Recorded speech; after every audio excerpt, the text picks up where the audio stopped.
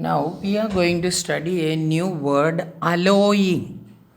Alloying, and what is the meaning of it, and which are the elements undergo alloying, or it can be used to make alloy.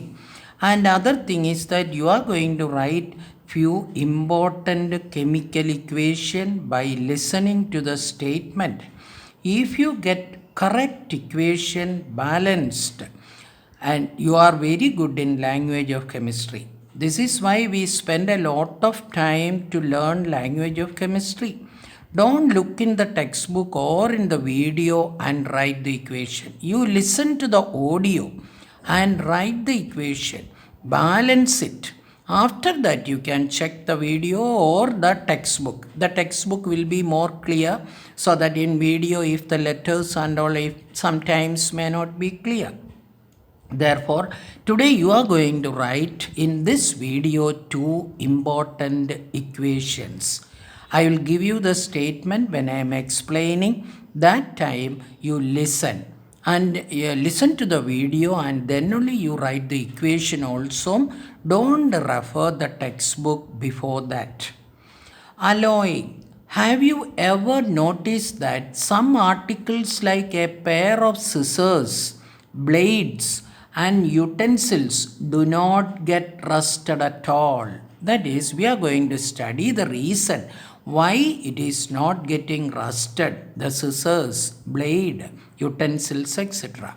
What are these articles made of? These articles are made up of stainless steel. And we know that at home we are all having a lot of stainless steel equipments.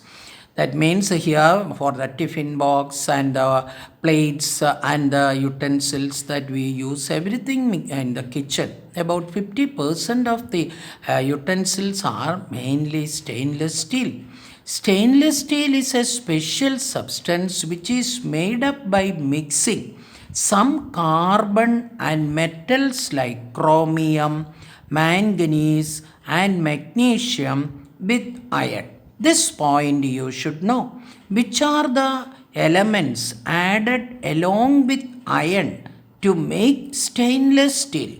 One is chromium. If you know the symbol, you write and see that what I am going to say is correct.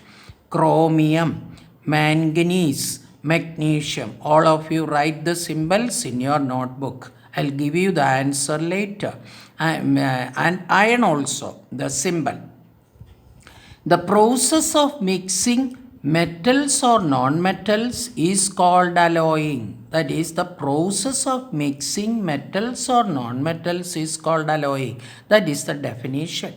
The new substance formed by mixing is called an alloy. Alloying prevents rusting. That means if the metal iron is mixed with any of this or all of these metals, it will not get rusted. Now I am going to give you the answer of chromium symbol. Chromium symbol is Cr. Manganese symbol is Mn. And magnesium symbol is Mg. Iron symbol is Fe. If you got all the four answers correct, you are good in learning this language of chemistry. Now I am going to give you two chemical equation. Listen to the audio only. The reactions involved copper and silver. I told you in above the other section, I told you copper reacts with air and oxygen and moisture. And silver also can react with oxygen and get converted into corresponding oxide. Therefore, these two elements, you have to write the two equations. All of you take your chemistry notebook and write this question. And then you no need of the four columns and all. You try to write the equation. After that, you check the answer. If you get the correct answer, means you are very good in language of chemistry. Question number 1. Copper in presence of moisture. That means water should be added as reactant. All the reactants that I am going to say. Copper moisture, carbon dioxide, and oxygen. 4 reactants. I'll repeat: copper, water, carbon dioxide, and oxygen.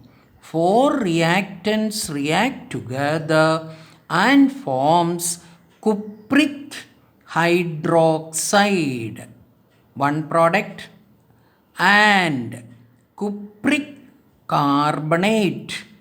Cupric carbonate, 2 products are there: cupric hydroxide and cupric carbonate. That is the first equation that you have to write and balance. Now put number 2. Write the question. Silver reacts with oxygen and forms silver oxide. That is why silver ornaments get tarnished, or the silvery white becomes grey in color. I'll repeat once again. Silver reacts with oxygen and forms silver oxide. This equation you already did, but still write again and balance it. Non-metals with oxygen to form metallic oxide. Now next activity what we are going to study is regarding non-metals. You complete the 2 equation and balance the equation and check the answer by referring with the textbook, and if you got the correct answer, please send me the answers.